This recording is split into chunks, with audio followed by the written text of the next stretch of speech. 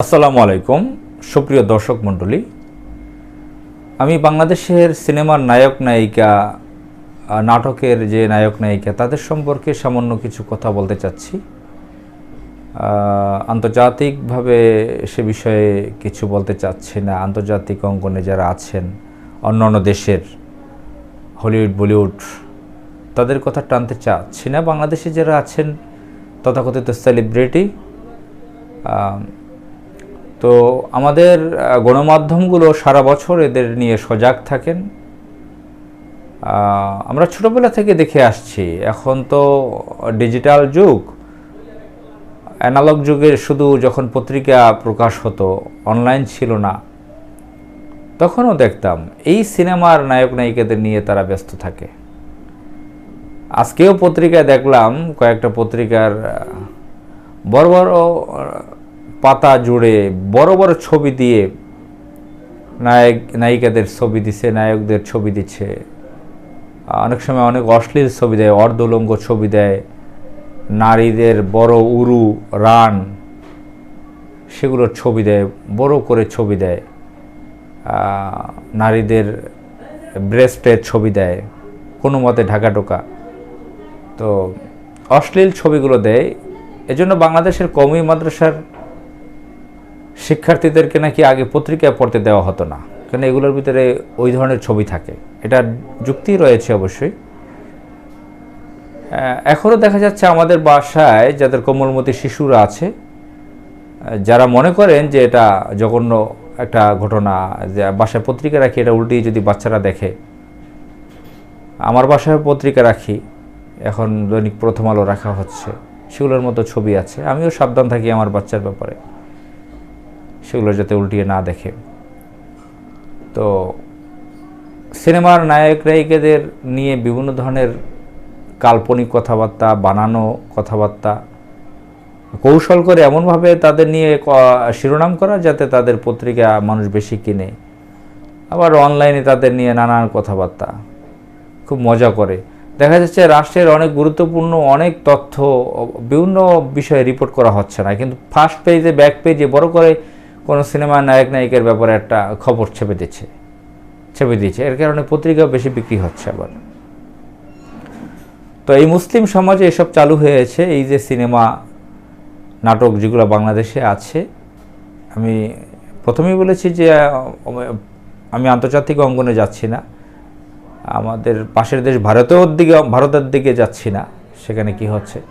আমাদের বাংলাদেশি মুসলিম দেশে এই যে তথাকথিত সিনেমা নাটক, এগুলো তো এসব তো মূলত ব্যভিচার, যৌনাচার, অবাধ ব্যভিচার।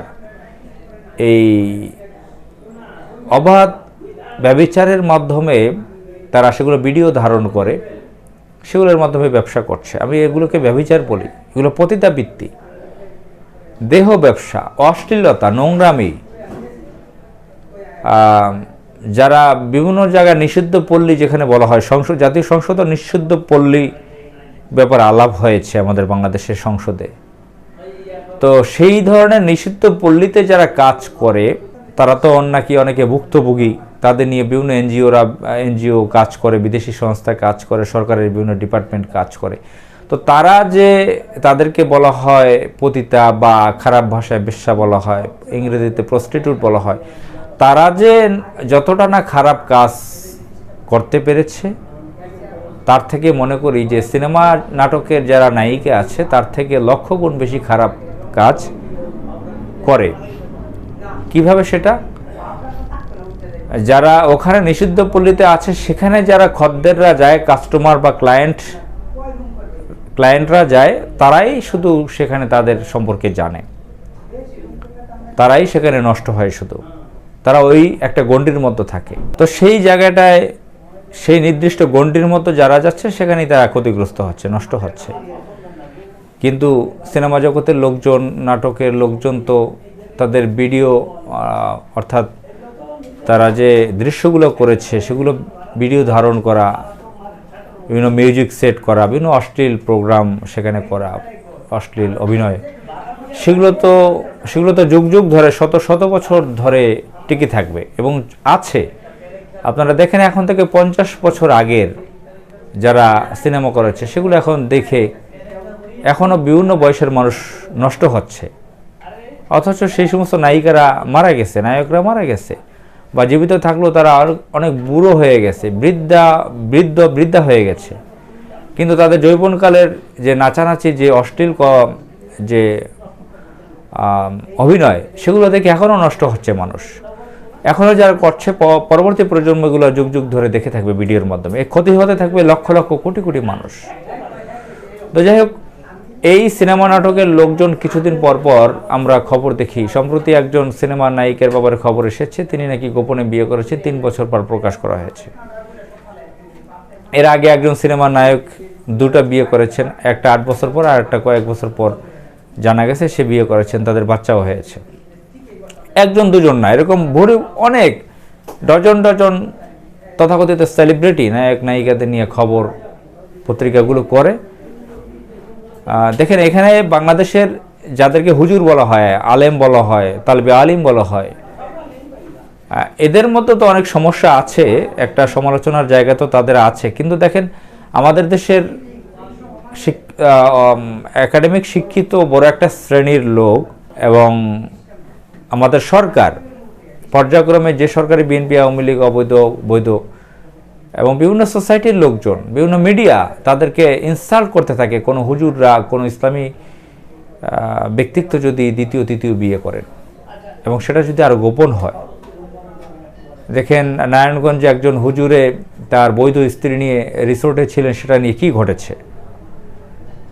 আরও যেরকম আরেকজন খুব অল্প বয়সী একজন হুজুর বিভিন্ন বক্তব্য করতেছেন, সামাজিক যোগাযোগ মাধ্যমে বেশ পরিচিত, তাকে নিয়ে এরকম অনেক সমালোচনা হয়েছে, অনেককে নিয়ে সমালোচনা করা হয়। অথচ এই সিনেমার যারা আছে তাদেরকে নিয়ে কোনো সমালোচনা নেই, তাদেরকে নিয়ে খুব সুন্দরভাবে খবর টবর প্রকাশ করা হয় পত্রিকায় কাটতি পাওয়ার জন্য, ইনকামের জন্য, এবং তারা বাহবা পাচ্ছেন বিভিন্ন জায়গা থেকে।